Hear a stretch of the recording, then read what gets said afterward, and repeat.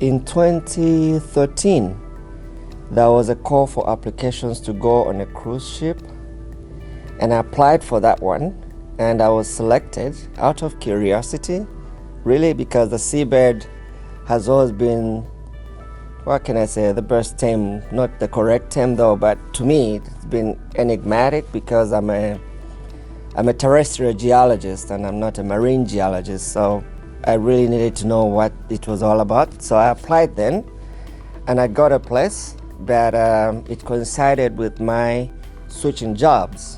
And then when my contract ended, I went back to the ministry where I am right now, Ministry of Mines, under the government of the Republic of Zambia.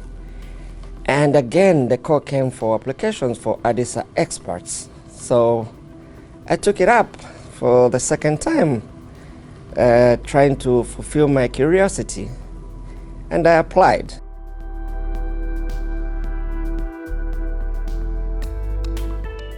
I wanted to know and get the depth of what sort of activities that the International Seabed Authority is involved in, and what sort of things I could learn, something new, totally new from what I already knew.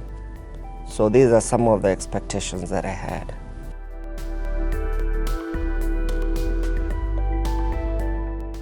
I don't think I can say there's a single one biggest achievement, but like it's collectively it's big. It was a bit of a shift now when you go to marine geology, which I've never been exposed to before. I've read about it, but not to the detail. So it was a great achievement to see what sort of things that go into doing subterranean geology, especially marine geology. Secondly, there are other aspects that I've come to learn, like so much about biogeographic data, the sort of microorganisms that exist below the sea, that exist between different water columns of the sea. I came to learn about even that the sea is not homogeneous. You know, I come from a landlocked country, right? So when you talk about sea mineral exploration under the ocean, it's not very attractive. I mean, we have copper.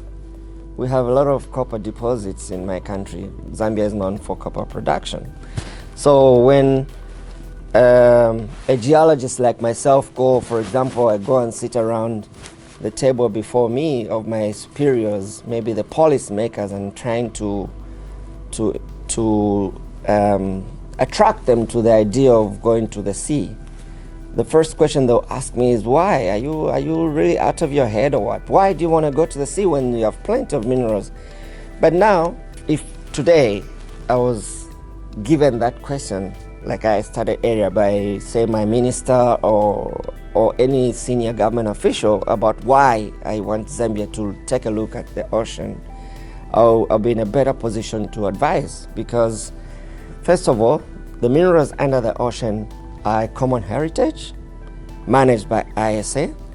Secondly, as a country like my country Zambia, which doesn't have resources to go and do exploration and mining, we should not worry because of Article 11 of UNCLOS, it's inclusive, meaning we still stand to benefit from people that are going to do exploration under the sea. The more reason why we should take interest. The second thing is that the science is very captivating. If seabed exploration is going to be the future, then I think, for example, my country has to get on board in one way or the other. This is going to add value to my profession as well as to my country, because I'm able now to go and explain to my superiors what can be done and what are the positives that can come out of it.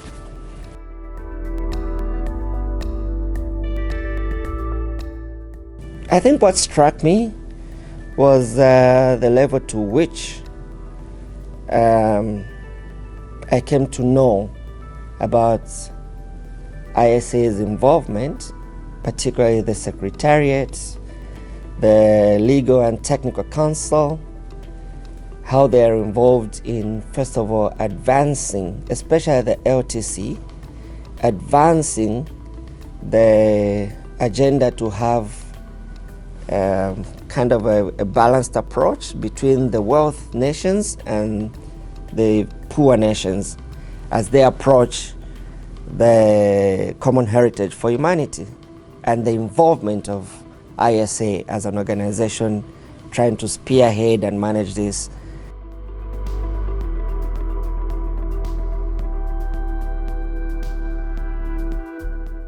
The deep sea bed resource exploration and exploitation might support my development agenda, my country's development agenda in many aspects, but I'll probably mention one.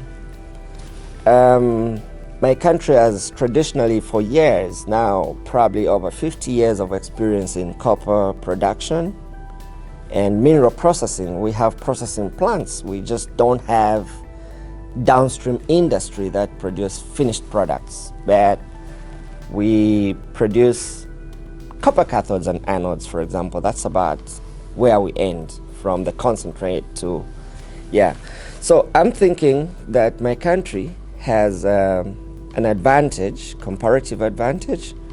For example, if the sulfides, the